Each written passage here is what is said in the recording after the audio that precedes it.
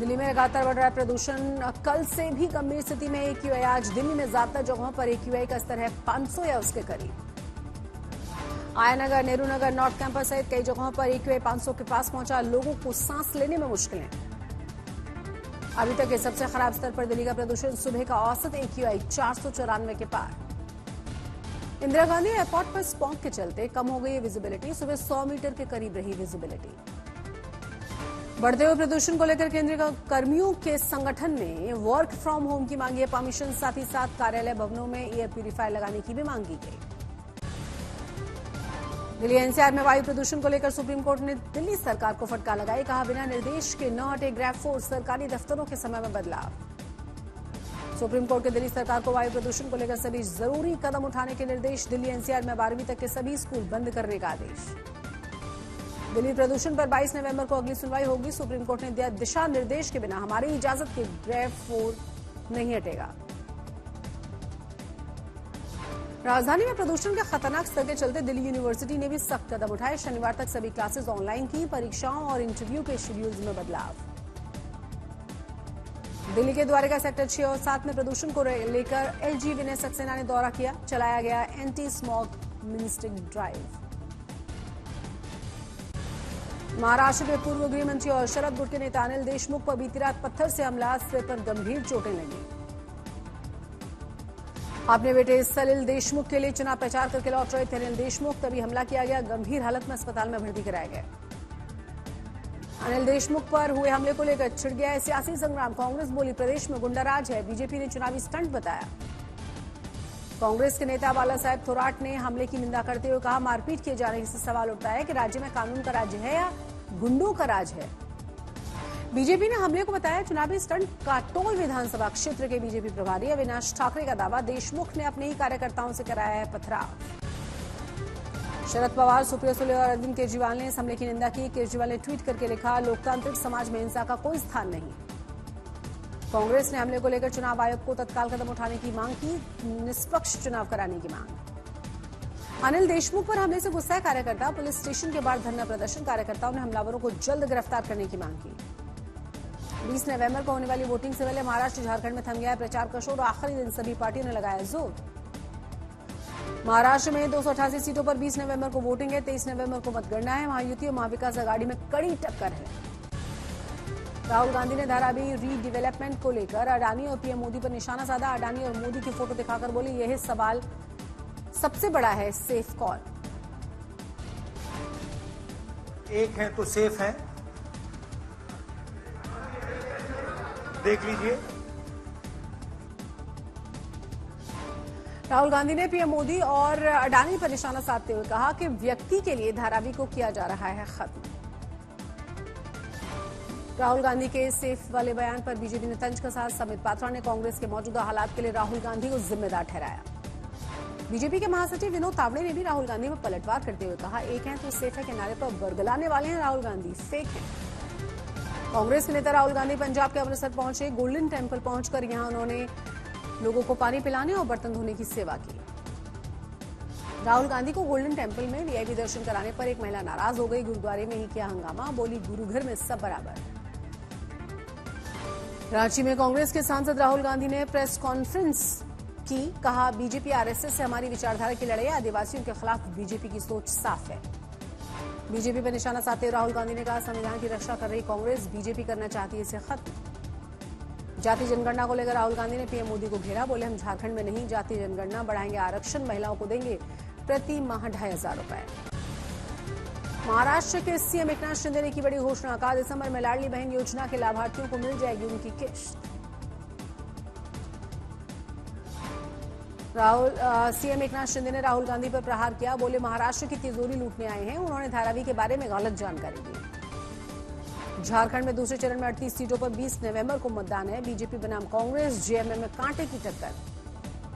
UP, Punjab और केरल में भी थमा है उपचुनाव प्रचार का शोर। 20 नवंबर को मतदान। उत्तर प्रदेश की 9, पंजाब की 4 और केरल की 1 विधानसभा की सीट पर उपचुनाव होगा। 23 नवंबर को मतगणना होगी।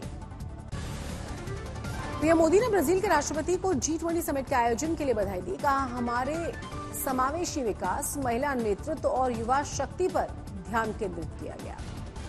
G20 शिखर सम्मेलन में नॉर्वे के प्रधानमंत्री जोनास गायर स्टोर के साथ पीएम मोदी ने द्विपक्षीय बैठक की। एस जयशंकर भी मौजूद रहे। G20 शिखर सम्मेलन में पीएम मोदी ने ब्रिटेन के प्रधानमंत्री कीर स्टारमर के साथ द्विपक्षीय बैठक की। दोनों ही देशों के बीच व्यापार को लेकर चर्चा। प्रधानमंत्री मोदी और इटली की पीएम जियोर्जिया मेलोनी ने द्विपक्षीय बैठक की। पीएम मोदी ने कहा, हमारी बातचीत हमारे आर्थिक संबंधों को और ज्यादा मजबूत करेगी। पीएम मोदी ने एक पृथ्वी, एक परिवार और एक भविष्य का संदेश दिया। कहा, यह संतोष की बात है कि हमने ग्लोबल साउथ की आशाओं को और आकांक्षाओं को पंख दिए। एमएचए की हाई लेवल मीटिंग में लिया गया बड़ा फैसला। मणिपुर में सीएपीएफ की 50 और कंपनियों को बेचने की तैयारी पहले भी भेजी जा चुकी है। सीएपीएफ की 20 कंपनी। राहुल गांधी ने रांची में उठाया मणिपुर का मुद्दा। कहा, पीएम मोदी वहां जाना चाहिए था उन्हें, लेकिन वो अब तक गए नहीं। वहां क्या हो रहा है किसी को नहीं पता। आरएसएस ने मणिपुर हिंसा को बताया दुर्भाग्यपूर्ण। कहा, महिलाओं बच्चों को बंधक बनाकर हत्या करने वाले अमानवीय, क्रूर और निर्दयी कृत्यों की आरएसएस निंदा करती है। मणिपुर के 7 जिलों में लगाया गया कर्फ्यू। हिंसा की घटनाओं के बाद प्रशासन ने लिया एक्शन। सुरक्षा की कड़ी गई है कड़े इंतजाम। हिंसा प्रभावित जिलों में 2 दिन और बढ़ा दिया गया है इंटरनेट बैन। दुनिया के सांसद पप्पू यादव ने एक बार फिर से जान से मारने की उन्हें धमकी मिली है। व्हाट्सएप पर 2 से 3 दिन में काम तमाम करने की धमकी। भारत का मोस्ट वांटेड अनमोल बिश्नोई अमेरिका के कैलिफोर्निया में हिरासत में लिया गया। लॉरेंस बिश्नोई का भाई है अनमोल। 6 दिसंबर को दिल्ली मार्च करेंगे प्रदर्शनकारी किसान। संयुक्त किसान मोर्चा ने ऐलान कर दिया है। तमिलनाडु, पश्चिम बंगाल, कर्नाटक, यूपी, मेघालय और पंजाब में प्रवर्तन निदेशालय ने 22 ठिकानों पर डाली है रेड। 12 करोड़ से ज्यादा कैश जब्त।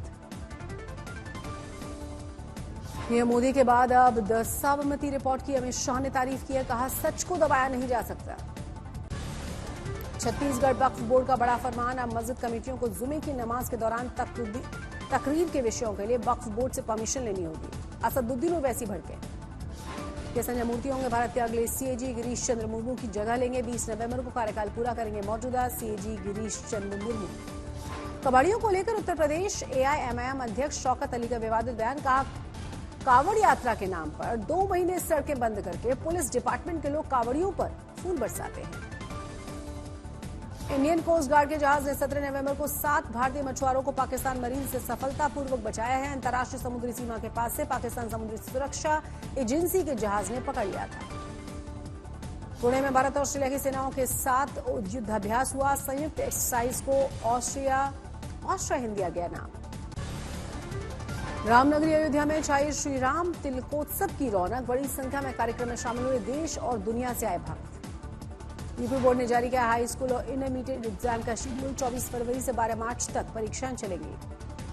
प्रयागराज में महाकुंभ 2025 की तैयारियां तेज हुई। सभी अखाड़ों के लिए किए गए विशेष इंतजाम। 2000 से ज्यादा अति विशेष जवान शामिल होंगे। हिमाचल प्रदेश के कुल्लू में लंबे समय से नहीं हुई है बारिश। सूखे जैसे हालात हैं। पेयजल का संकट गहरा गया है। लाहौल स्पीति को जोड़ने वाला कुंजुम पास पर्यटकों के लिए बंद है। सड़कों पर बर्फ जमने से बढ़ गया था खतरा।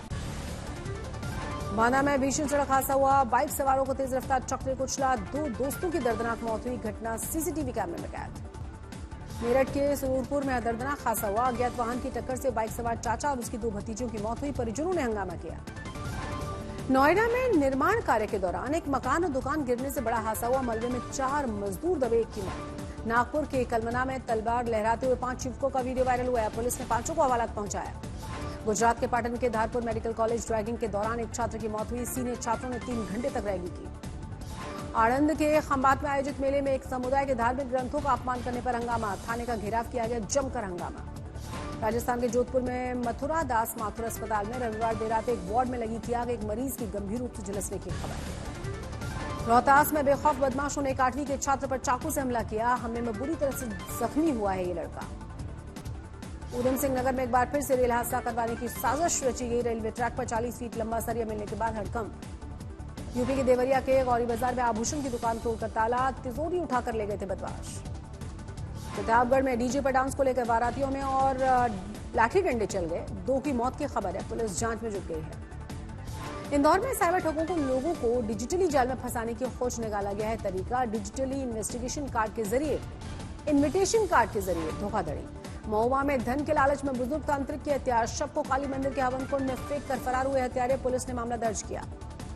छत्तीसगढ़ में राजनांदगांव में डॉगी ने खोज निकाला कातिल। बुजुर्ग की हत्या में आरोपी है, गिरफ्तार किया गया।